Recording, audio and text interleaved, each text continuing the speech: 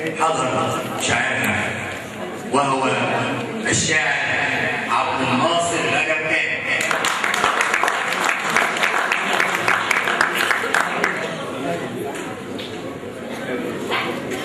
السلام عليكم ورحمة الله وبركاته. بما إن الأستاذ ناصر علي يتكلم عن مصر وبما إن في سوريين هنا أنا معايا حاجة سوريا، تحية ليهم كلهم.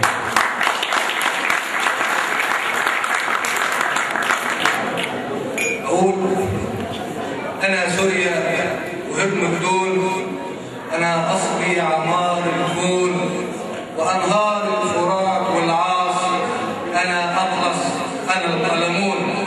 أنا البسمة اللي بنزلها، أنا الحلم اللي كان في عيون بتتعلم معاني الحب وتتكلم لغات وصور، أنا سوريا. ويا سوريا يا جفت وحط بلاش تبكي قهات ودموع، أنا عتاتك وزاد قادر، أنا ابنك بكل خضوع، عدوك أطحنه بضرسي وفرحك أجمعه بنفسي، وأستشهد أنا نفسي يا أهل كل ما ليا،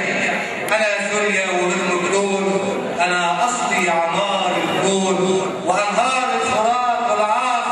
أنا أطلس أنا القلمون، أنا البسمة اللي بمثلها، أنا الحلم اللي كان في عيون بتتعلم معاني الحب وتتكلم لغات وصول، أنا سوريا ألم الشمل من تاني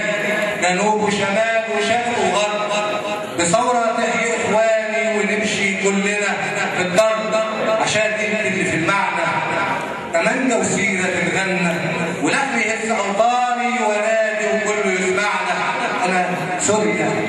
أنا سوريا والأردن، أنا أصلي عمار الكون وأنهار الفرات والعاصي، أنا أطلس أنا القلمون، أنا البسمة اللي بغسلها، أنا الحلم اللي كان في عيوني بتتعلم معاني الحب وتتكلم لغات وصول، أنا سوريا بنادي من على المنبر وسمع كل ما يسمع، تعالوا فرقوا في بيوتها عشانكم كنت ليه بخضع وحن بحسن الولاد